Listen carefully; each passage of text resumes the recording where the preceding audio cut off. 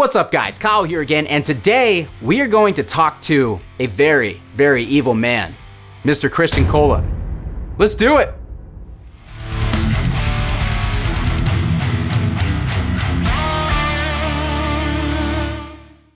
Alright guys, hope you're doing great out there today. If this is your first time here at my channel, my name is Kyle, and what I typically do is I take awesome high-gain guitar gear, I record it with a simple setup, and I give you guys the unprocessed audio on your end. But today, we are gonna do things a little bit differently because, as some of you who have been following the channel know, not only do I love high-gain guitar gear, I think that that's no secret, but I also am very interested in the audio production side of things, but I don't really have any experience when it comes to that stuff other than basic level tracking for stuff like my YouTube channel. So enter Mr. Kristian Kohle. I'm sure if you're familiar with my channel that you're familiar with his, but just in case you're not, Kristian is a German producer who has worked with a number of high-level metal and hardcore bands and is pretty much a very well-respected producer within the industry. But with that being said, Kristian has recently introduced the Kohle Audio Kult.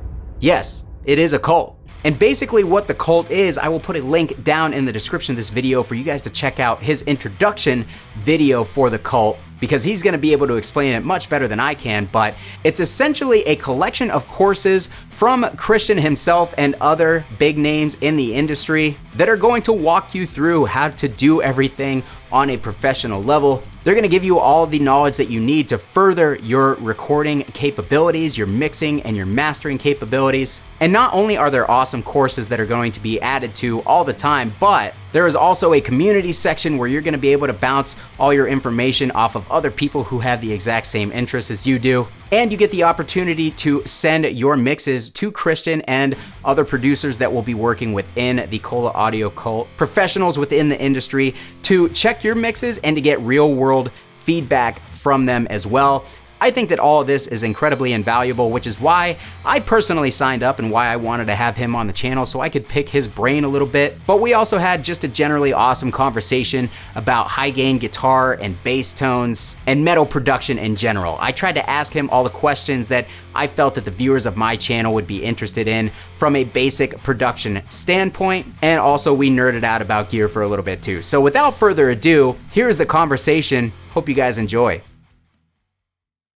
All right, everybody, so please welcome Kristian Kohle to the channel. How's it going, man? Great. Good evening from Germany, and Prost. I'm happy to be on your channel. Awesome, man. I appreciate that. Thank you very much. I know you're a busy man taking the time to do this. I appreciate it. I know a lot of the people who view my channel are fans of yours as well, so I know that they're going to appreciate it. So thanks, man. And we almost met at 42 Year Street, right? Like almost. Half a year ago, but you couldn't make it. I couldn't make it, unfortunately. Just timing wasn't right for me, but yeah, I was super bummed. But, you know, hopefully you'll be there next year, because I'm going to make it next year for sure. Make sure, because it's a lot of fun, believe me. We had a lot of fun. I know. You should go there. Everybody that I was supposed to meet messages me and told me it was a great time. So I know that I missed out on some stuff, but not gonna let that happen again next year. But yeah, so how are things going over there for you, man? You are very busy lately, from what I can see.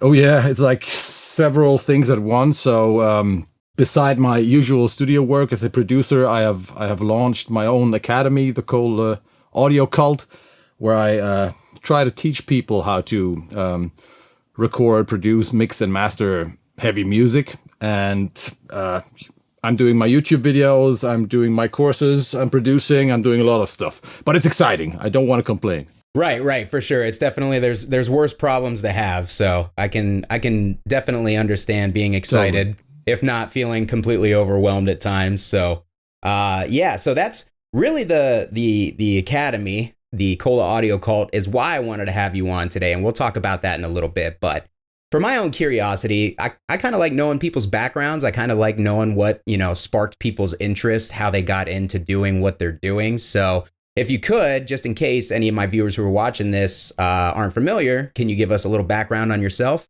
Sure. My name is Kristian Kohle. I have been pretty much my whole adult life, I have been a metal producer. I started doing this when I was, I think, 19 or 20. Started recording, producing, mixing bands, and at this place here at Kohle Studios. and I've worked with hundreds of bands from all over the world over the decades for 20 plus years now. And I've been doing all kinds of metal. I've been working with like extreme metal bands like Aborted, or power metal bands like Powerwolf, or modern metal bands like Eskimo Callboy. Now they're called Electric Callboy, and everything in between. That's what I've been doing like all the time. And then I think 3 years ago, I kind of stumbled into the whole YouTube and education thing. I started doing YouTube videos on the URM Academy channel after doing a Nail the Mix session for them. And that's how I found out, hey, it's cool to be in front of a camera and people like to see me and, like to hear me talk. And that's how it moved on. And then I got my own YouTube channel, and and then I thought like it's time to to go one step further from just a YouTube channel to an academy where you can just explain like the big picture. And that's what we started 2 weeks ago. Right. Yeah. So I was super excited. I caught that video as soon as it dropped. I know you've been putting this together for quite some time. I want to say, I remember you mentioning it maybe as long as a year ago. It's been a while. Yeah. So yeah, I'm cool. It's really cool to see it finally, come to fruition and get started. So I'm really excited. The whole reason I hit you up in the first place is because I wanted to join it, because I'm definitely interested in everything in there. Like I told you before we got on this call, when I started, really kind of getting into recording and stuff, your videos on the URM Academy at the time were really some of the most helpful. And obviously, I'm a metal guy. I'm a metal and hardcore guy. So your stuff appeals to me very much so. But just the way that you present things, it's very easy to understand, especially for somebody like me who has really bad ADD. You keep it interesting and you explain in ways that, smooth brain people like me can actually kind of grasp what you're saying. So I very much appreciate that. So my next question, we're going to kind of go back in your history a little bit. Like I'm always curious to see what kind of sparked people's interest in doing this stuff. What was it that you remember when you were younger where you're like, oh man, either A, I like heavy music, or B, like I want to record heavy music. I want to figure out how to do this for myself. I think like pretty much every other professional producer that I know, they all have the same story, and I have the same story too. So of course I wanted to become a rock star. I'm a guitarist. I had a band, and then at some point, I found out that the recording, the producing part of having a band was much more interesting to me compared to the live part, which is also cool, don't get me wrong. So I focused on that, and I remember that moment, like when I remember there was this place at my school where I could go to like once a week in the afternoon when I was maybe 15 or something, and they had a 4-track tape machine, so I could sit at that tape machine for 2 hours and just record. And that was the first time I could actually play something twice, and for my own band in the studio. It's me and me and me, and now I can sing on it. Amazing.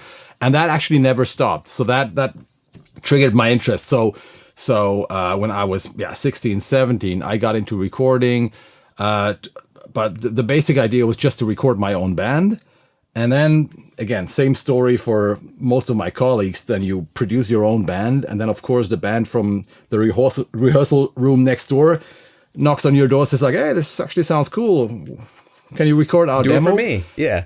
Right. And so, like, each band that showed up, gave me the money to buy something new for the studio in the beginning. And then, 2, 3, 4, 5 years later, or maybe 5 years later, at some point, I realized, wow, I am actually much more of a producer now than I am a musician. Right. Yeah. Woke up and was a producer, but never stopped from there. Like I'm still fascinated by recording music, because you create something for eternity, and that's the interesting part about it. But I'm a musician. I still feel like a musician, and I think most professional producers or good producers are musicians. You need to understand how other musicians work and how they think and how bands interact and function and all that kind of stuff to be successful, to make good productions. Right. I think you said on one of your videos that I watched a little while ago, you kind of have to wear multiple hats as a producer because you have to understand what the musicians are trying to accomplish. You kind of have to be a psychologist, a band psychologist at the same time, which I can imagine is probably a nightmare sometimes. But it's not just hitting the record button and sliding the faders around. There's a lot to it. So yeah, it's cool to hear that, because I feel like a lot of the people who do make instructional stuff on YouTube kind of don't dive into that as much. So it's like, that's the reality of it. There's a lot more than just the knowledge of how to press record. Absolutely. At least if you make that step from only recording your own band, only recording your own stuff, which is fine as well. But if you want to work with other people, half the job is, just,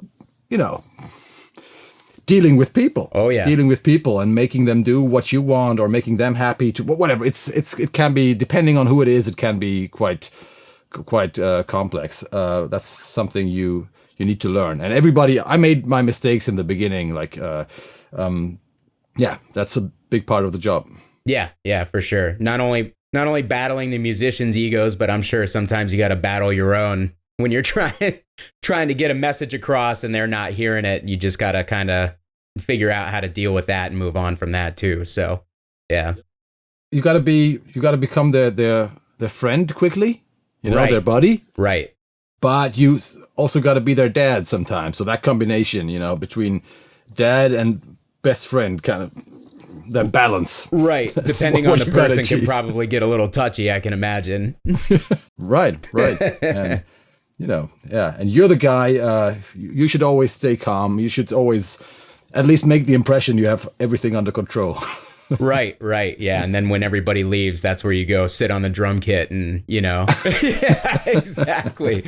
Blast out some double bass. Freak out. Yeah. But that's cool, man. I appreciate the background info. I always like hearing that stuff. So now I'm going to move on to some selfish questions for myself, because I'm actually in the middle of tracking my own band right now. We're doing a cover song, just like a one-off little thing.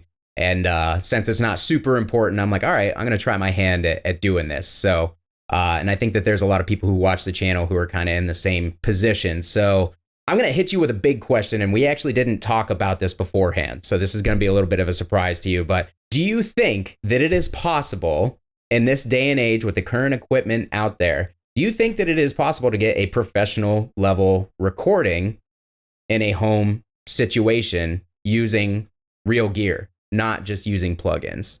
Yes, of course. Yeah, if you have it needs the knowledge and it needs the experience in the end, because just as a guitarist, I mean, do you need a 10,000 euro or dollar guitar to play a great solo? No. If you can play, you can play. It's kind of like the same thing. The gear helps, and some of it is of course necessary to achieve a certain level, but in the end, it is much more about knowing what you do and knowing how you do it. And I think the one thing, if we talk about the gear these days, that is still the most difficult is the monitoring situation. Because all the rest compared to back in the days, when I started, if I wanted a compressor, I had to buy a compressor. And I could only afford a compressor for, 200 Deutschmarks or something. And that was a Behringer compressor that sounded shitty. And if I wanted another one, I had to buy another one. And all the entry-level stuff back then sounded really shitty. Right. These days, when it's all plugins, everybody has more than enough professional gear to get great results in the box. But the monitoring situation, that's one thing that is difficult, because if you're in a room or in a listening environment that is not accurate, it's difficult to make the right decisions. That's one thing that people should realize. And the other thing is, you got to learn how to do this. Right. It's not enough to watch 3 YouTube videos or to download a few IRs or a few presets or something. It takes time. Okay. I mean, that's pretty much the answer I was expecting, but I've never actually gotten to ask somebody who has years and years of experience doing it. So yeah, it's not so much the quality of the gear, it's the knowledge of how to use it correctly.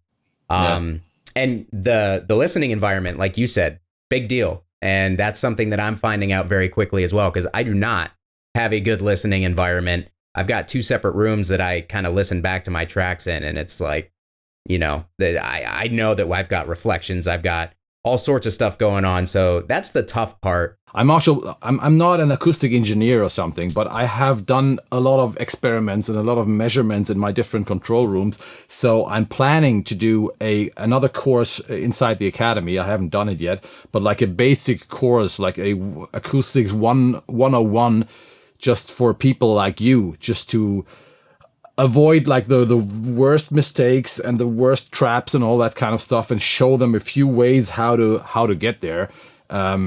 Just to understand what's important and whatnot. And because there are actually a few things these days that it takes time, but that you can do to at least get a decent listening environment in pretty much any room.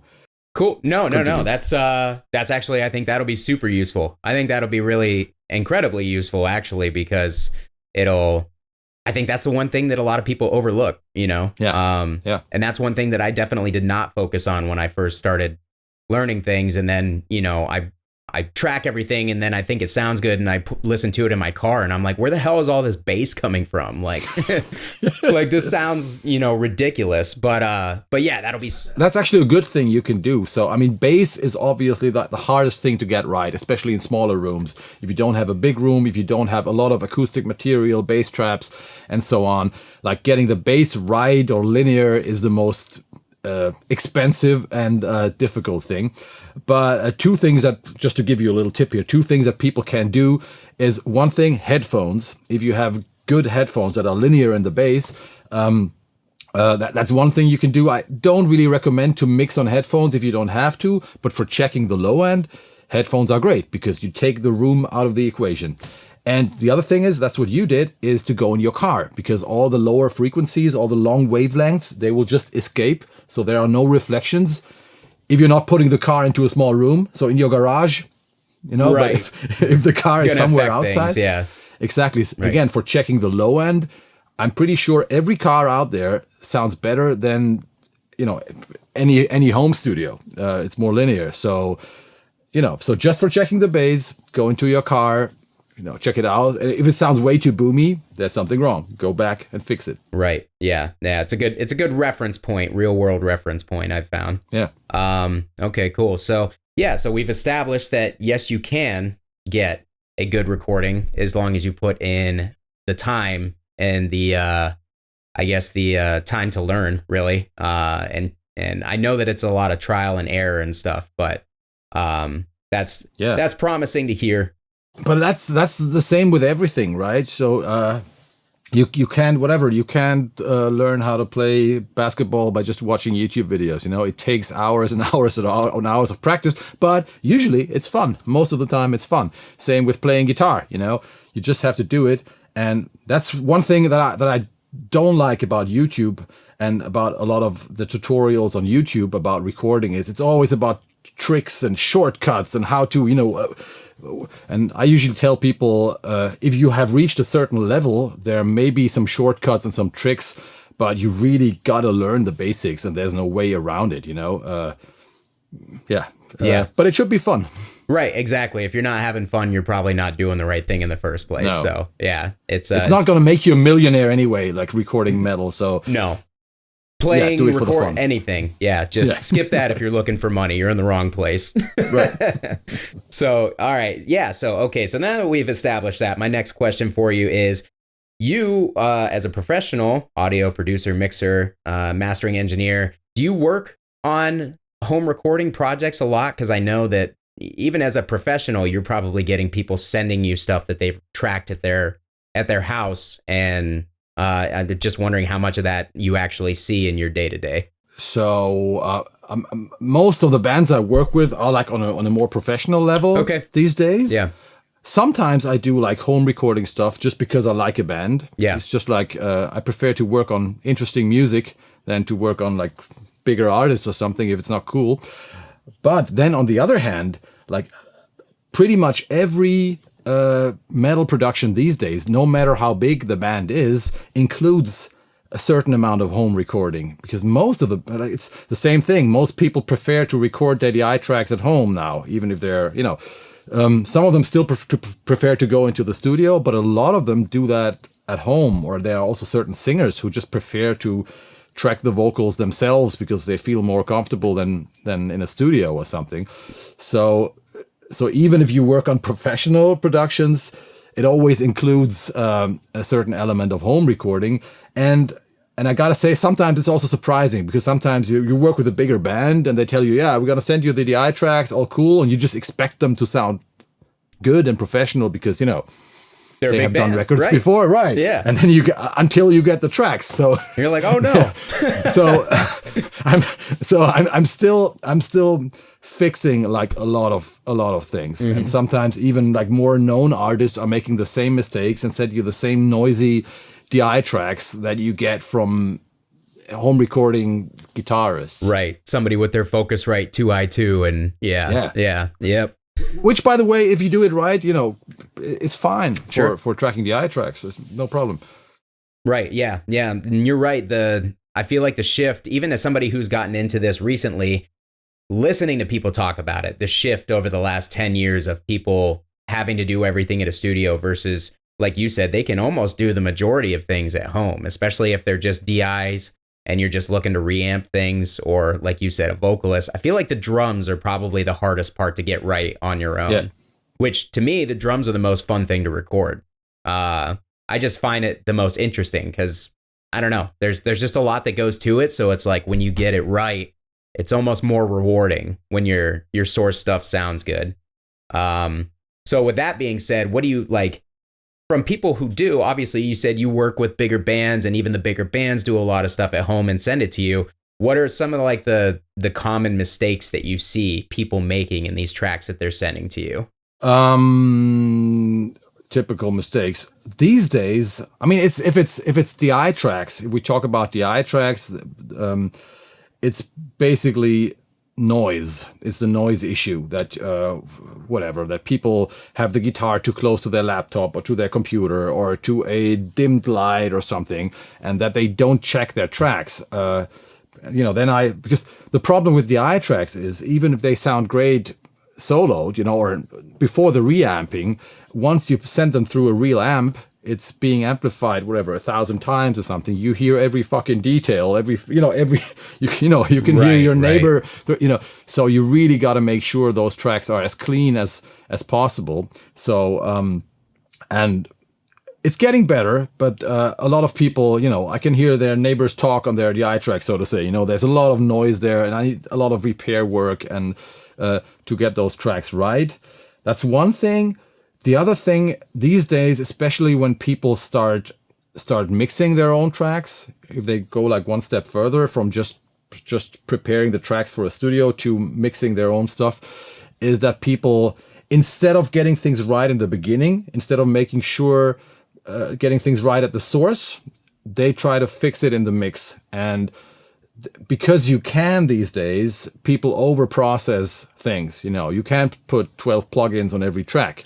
Right. But believe me, you don't have to, and you should not. It's just like, you don't need a million effects on a photo if it just, if the light is perfect, if everything is well arranged, the less you do, the better it is. And especially if we talk about high gain guitar tones, I believe that finding the right amp, finding the right cabinet, speaker, microphone combination, that's what we all learned from Andy Sneap back in the days. If you get that right, you got a great guitar tone. Then you might need a high cut and low cut and maybe 1 dB of EQ here and there. You don't need multi-band compression and 15 different processes to make it sound right.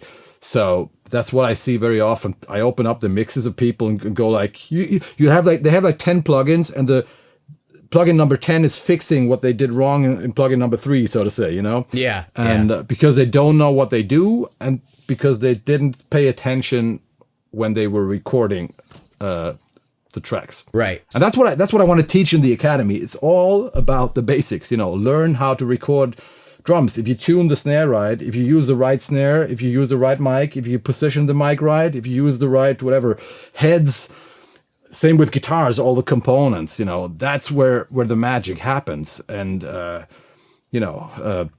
then you don't need to fix things later. Right. It's the old adage, getting it right at the source. Like, get it as close as you possibly can to what you want to hear, and then you have to do minimal afterwards. Exactly. So yeah, I think that's great advice. And like you said, with the advent of all these modern plugins and being able to mix in the box and basically being able to do whatever you want to with everything that's built into your computer, it's easy for people to forget, like, oh yeah, I got to make this sound good to start off. Like it's going to make my life a lot easier. So okay. I think it's the same thing in Photoshop. I'm not a photographer or anything, but I think if you ask a professional photographer, you would probably get the same answer, that people, take a quick photo, and that's where they should take time, and then they add a million filters and effects and shit in post. Right. And that's the wrong way. Right. No, I completely agree. You're working way harder than you have to. So. Okay, so man, I got a question for you as well, because I just did guitar tracks for my band, and we literally recorded in a laundry room because that was what was available to us.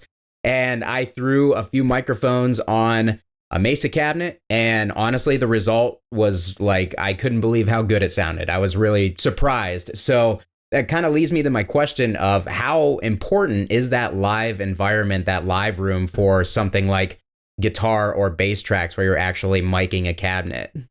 Not that important if you're close miking only, okay. which we do in metal most of the time. So I'm not surprised. It sounded great in the laundry room. The room shouldn't be too small. That's the only thing. Like if you have a very small booth or something, you might get in trouble with the room resonances. So the bigger the room, the better, obviously. For the bass response, but it's not gonna make a big difference if you put a 57 right in front of the speaker. So that's good news maybe for everybody. But it's great. It's great that you're miking cabs, because that will just give you a more unique tone compared to whatever using presets and amp sims or IRs from other people. So right. You get thumbs up. You get your own sound. And I'm a total gear nerd if that hasn't come through already. I love just, of course, my favorite is a 5150 through a Mesa cab with an SM57 on it. It's got to be that's what I started on. So of course it just hits my ear just right. And I know you're not the biggest fan of the 5150. But that's a taste thing. Of course it's good. Right. Don't get me wrong. I was gonna say, but you've said, it sounds great regardless, like recorded. It's just not your particular thing. I'm actually afraid of, we have a 5150 Stealth here now in the studio, and I'm actually afraid of revisiting it and liking it more than I remember. So I'm just not gonna do that. Yeah. You can't take the chance to eat your words and say you like 5150s now. Yeah. It's just traditionally I'm more of a rectifier guy, like with that scooped mid-range. Right. Yeah, I totally feel you. It's two different flavors of the same thing, sorta, but they are pretty vastly different when you really do start picking apart the differences. But yeah, I think it's way more fun to throw mics on a cab and to, like you said, kind of get your own sound. I think that's part of the fun of recording, because plugins are awesome. You can pull something up and it just sounds amazing right away. Especially if you're using something from like Neural or ML Sound Labs. These bigger companies have pretty much just nailed it down. Yeah. But I just think that it's way more fun to totally kind of do it old school. And if you guys out there want to learn this, we have like hours and hours of courses about this, where I explain how to find your own guitar tones. I even come up with something that I like a certain system, how you do that. I show how I mic cabs. I show how you blend microphones. We got one course coming up inside the Academy, I think next month or something. I'm not sure, in a few weeks, where I also show like how to blend different guitar tones to get like a wall of sound kind of thing. Mm-hmm. So if anybody wants to learn that, join the Academy. There you go, man. Yeah, the blending and amp thing is huge. I'll be watching that, because I'm always interested to see other people's takes on that. And that is also like it's the same thing with plugins or with Kemper Profile. It doesn't matter, it's just like what I'm trying to answer in that course is like, how should you proceed? If you have whatever tone A, how should tone B be like? What should you look for? Just giving people some ideas how how professionals create those big tones on productions. I guess that leads me into the next question, which is plugins versus live instruments. Obviously, we kind of established that throwing mics on a cab and messing around with that, you're probably going to get something that's a little bit more unique, because even though the plugins have a ton of variants in them, I guess a lot of people I've noticed still just use presets and really don't even mess with the controls. But what are your thoughts on plugins versus, still recording cabinets, live drums? Oh, yeah, that's a long story. So plugins are great, and you can do great records with plugins. So I'm not saying, hey, you got to use tube amps or the real thing, or you got to mic a cab to get a great tone. That's not true. Right. So you can work with plugins. You can stay entirely in the box. That's fine. And there are reasons to do that, because not everybody has a live room and owns hardware like you do behind you, and like I do. So I totally get it. But the thing is, I feel like the more people use plugins, the more generic, the more boring, the more repetitive things sound. And it's the same thing here. So I'm hardly using plugins for high gain guitar tones, but I use my own Kemper profiles. But even if I use them, I have a certain tendency to repeat myself. I just go like, Kohle, Dietzel 5, sounds great. And it sounds great, you know? So I'm just gonna stay there. It's gonna sound great. But then I realize, hey, this sounds like on the last 5 productions I've done.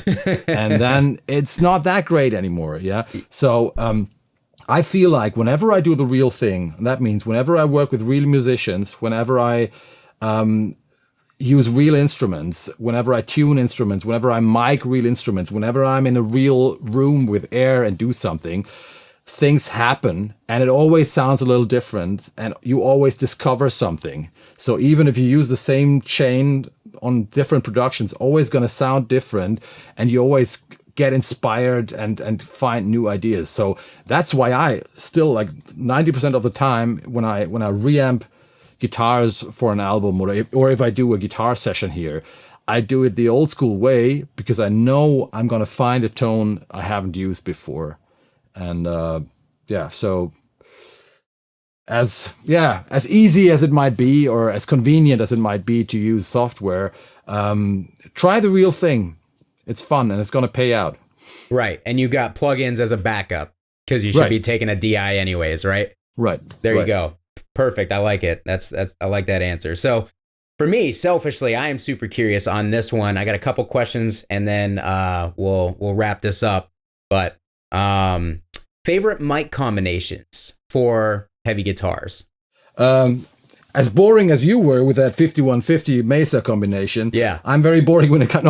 I love the 57. I'm also like a 57 guy. Awesome, yeah. And I combine it very often with other mics if I get them. Like, it's very important. It's crucial to get the phase right as soon as you have more than one microphone. If you don't do that, if you screw up the phase relation between those two mics, you better just use one mic. But I do very often combine the 57 with either a ribbon or a condenser microphone. And then it also depends on the speakers, of course. So, but I gotta say, like in the live room, I play around. I have 70 microphones or something here. I have like every microphone you can, but I don't use a lot of different microphones. I prefer to play around with different speakers. That's my awesome. Yeah. So instead of, what mics work for guitar speakers, and then you just apply them to different speakers. Yeah. But if you want to hear some names, I love if someone wants to check out a cool ribbon mic, which is affordable, check out the SE Electronic Voodoo. That's a great one. The Biodynamic, M160 is great as well. Just a little more expensive. And the condensers I use are, I actually like using also an SE Electronics RNT, but that's a $4,000 microphone, so I'm not going to recommend that. Yeah, not quite there for home recording, right? Yeah. But then again, I like in my high gain guitar tone crafting course inside the academy, I think like I do a reamping session for 3 different songs, like a death metal song, a modern metal song, and a more vintage sounding song, and I'm setting up I don't know, 15 channels of mics, you know, and then I show Wow. all the differences and how you can combine them and how they sound on different speakers as well. So, yeah, if you want to learn something about the differences you can get there, both with speakers and with different microphones, we've got you covered. Beautiful. That'll be super helpful for me because I'm all about speakers, but like the mics, you know, other than the standard SM57, 421, SM7B, like I don't really know what works on guitar. I got lucky in that recording that I did, and I used have you heard of Loughton Audio?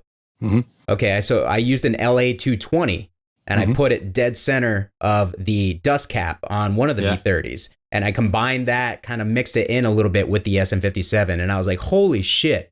Like, I need to make a video just on this because I was so pumped at how it sounded. But like otherwise, condensers, I don't really hear people talk about using condenser microphones as much, at least for metal or like hard rock guitar tones and stuff. So for a main microphone, I wouldn't use a condenser because the mid-range a dynamic gives you is just whatever. It just sounds right to our ears if you're a metal guy. But yeah, I do the same thing, what you just described. Often it's a 57 plus a condenser mic, and very often it's either right in the middle or not far from that. But again, it's important to play around with the phase, or you can play around with slightly delaying one of the tracks until they cancel out the most when the phase is flipped on one of them, and you can really fine tune and thicken your guitar tone with a few things like that. A couple little tweaks. Yeah. Well, that's next level. Maybe. Next level. Okay. Yeah, no, the phase thing has always been something that I'm just like, I have no idea what the fuck people are talking about here. So you're inside the academy. Check out the high gain guitar tone crafting course because I'm explaining that and showing that in detail there. So that perfect. That one is for you. Specifically for me. All right. Yeah. Perfect. All right, cool, man. So next question.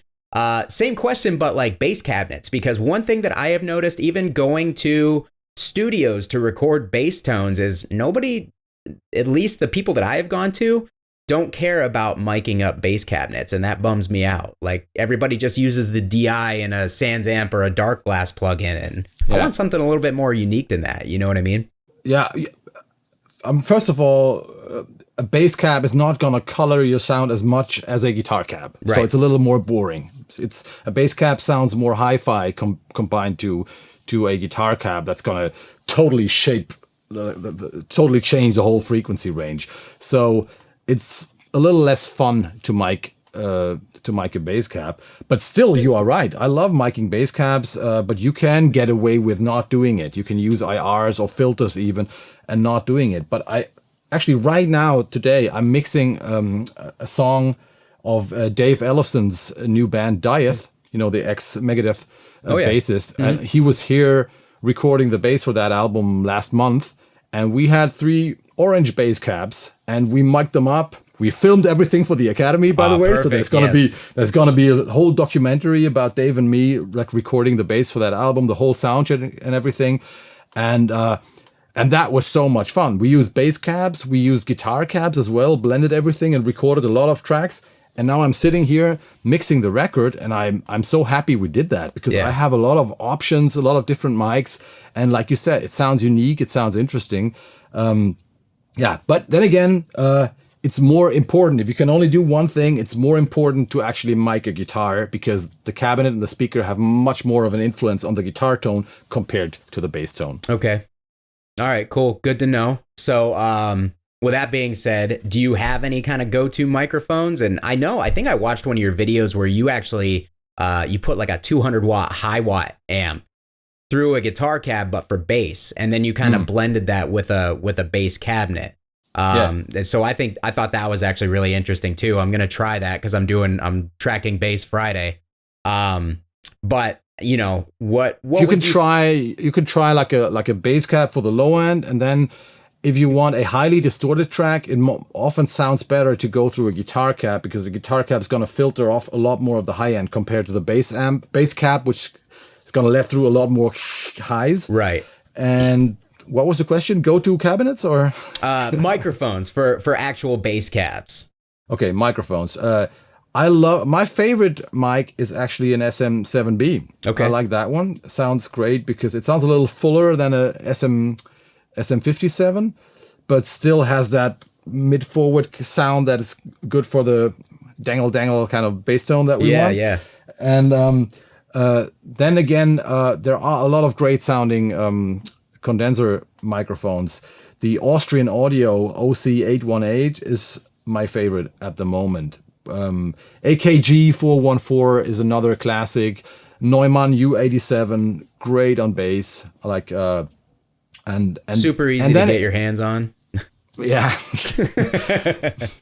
But that combination, I did if you're a hardcore guy, I saw you wearing a Terror shirt like in one of your recent videos. Yep. So another course in the academy is like I went to a studio in Prague in Czech Republic together with a hardcore band, European hardcore band called No Turning Back.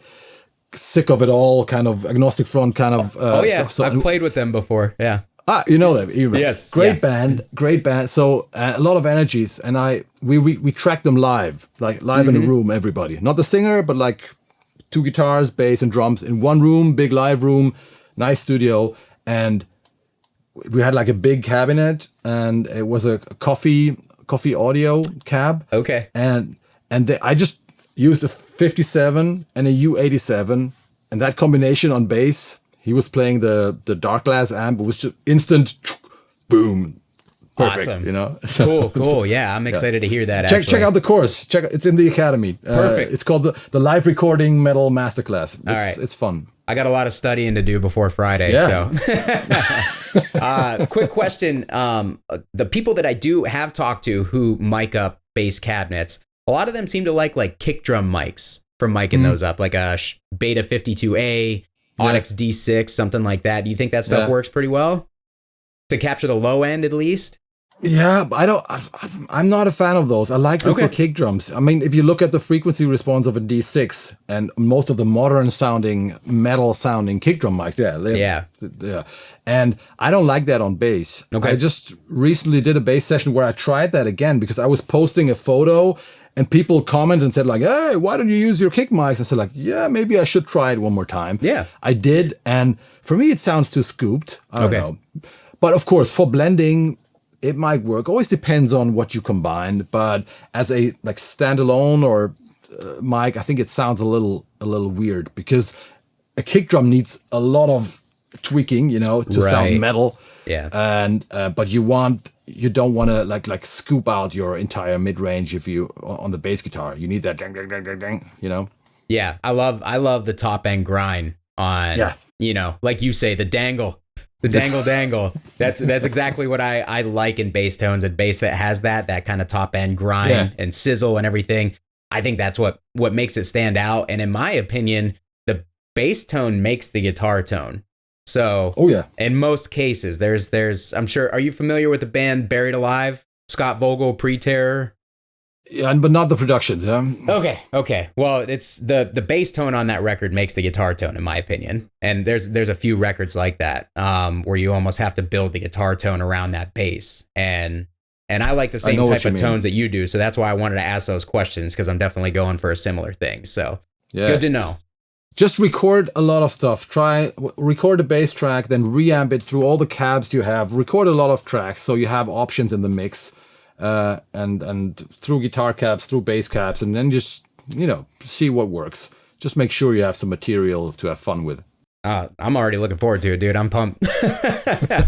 But cool, man. Well, that's pretty much all my questions. And so everything that we talked about, it sounds like almost every question that I had kind of relates back to the Academy and what you're doing with Kohle Audio Kult. So basically, like, who is this aimed at? Is it aimed at someone like me who has a little bit of knowledge to start off with and just kind of want to take that and really further everything? Can somebody who has no idea what they're doing at all, can they step in and basically get started with the Academy and the courses in the Academy to kind of start learning things? Or should you kind of come in with a little bit of knowledge? It depends on the course, but you should have a little bit of knowledge, I guess. So it's just like but most of the people who watch my channel, and I guess who watch your channel, do have that these days. Most guitarists that I know, they use plugins. They have recorded some guitars. They know what a DI track is. They have tried whatever.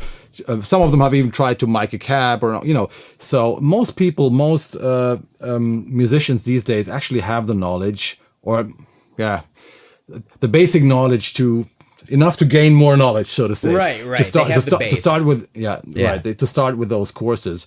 And the good thing about the Academy is like we have several parts. So some parts are just like specialized courses where we get other people in. Like this month we have Ermin doing a mastering course, Ermin Hamidovic, who mastered records for Periphery and Architects and others, So that is I think that's quite specialized, so about mastering. Yeah. But then we have another section inside the Academy called the Gospel.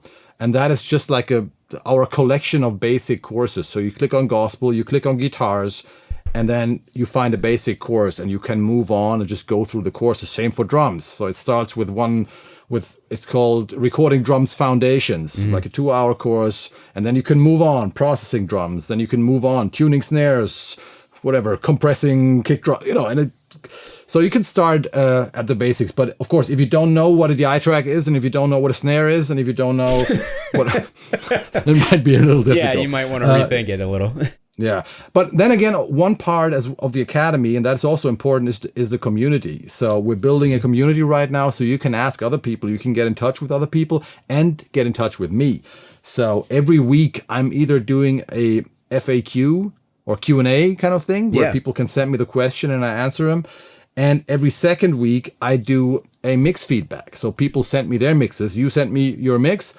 I listen to it. I do a video, and I tell you, what can be improved. And that is like, the courses are important, of course, but that is very important to a lot of people, that they get an actual feedback from a professional about what sucks, in their mixes. No, that's huge, man. And I think that's what's really going to set it apart is, there's tons of people making YouTube videos that have great information. But like you said, someone like me, I think I understand what they're talking about and I go and do it, but I have no idea if it sounds good or not. It may sound good to my ears, but I have no feedback system that I can bounce this off of other people to really see. So building a community that not only is going to grow with the Academy, because everybody's going to be in there learning and probably bouncing ideas and stuff off each other, which I think is excellent. But it's going to be like Sneap Forum type thing, like you said. But to actually have access to you and to other professionals to bounce this stuff off of too, that's not really something that I see anybody else really offering. So I think that's going to be a really nice added benefit. And I'm a nice guy.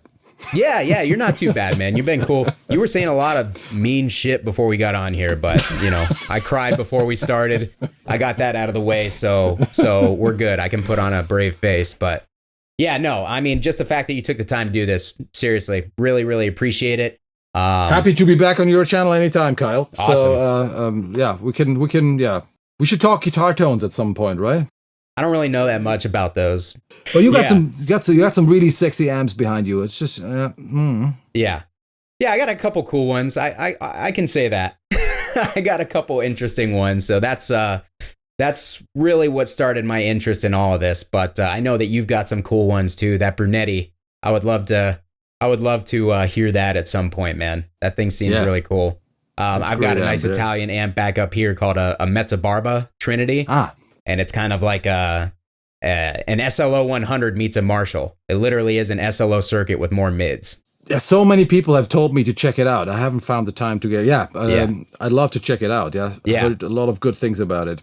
Yeah, great amp. So yeah, we'll get you on the channel talking about guitar tones for sure. But yeah, man, thanks again for doing this. Tell everybody where they can join Kohle Audio Cult. Yeah, I guess you'll put a link below. You just go to kohleaudiocult.com, and maybe one thing I should say is that you can either subscribe to the Academy, like become a member, and then you get all the courses. You always get everything. So there's no add-ons and buy-on and stuff like that. Nice. So if you're in, you're in. And then the bigger courses, for example, that live recording course I talked about, or the mastering course with Ermin, we also sell them separately. So if people are only interested in getting that course, they can also just purchase that course without becoming a cultist, like we call it. I feel like you're going to want to become a cultist, though. Yeah. Yeah. It's more evil. And exactly. Then you could say you joined a cult. Right. And tell your parents, right? Or tell your grandma, like you like to say. Yes. Awesome, man. Yeah, well, I will definitely link down below in the description in the comments so you guys can find that. I personally have signed up for it and really excited to start learning everything that's going to be in the academy. And again, man, thank you so much for taking the time to come on here and talk with me. You're welcome. Thanks for having me, Kyle. Thank you so much. Absolutely, man. Do your sign off because I want to hear that on my channel. All right, yeah, everybody join the cult. I want to see you inside the cult. I see you in hell, motherfuckers. Bye-bye. Bye-bye.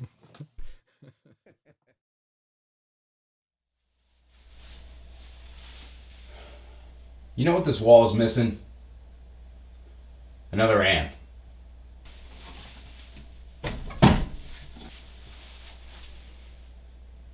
There we go.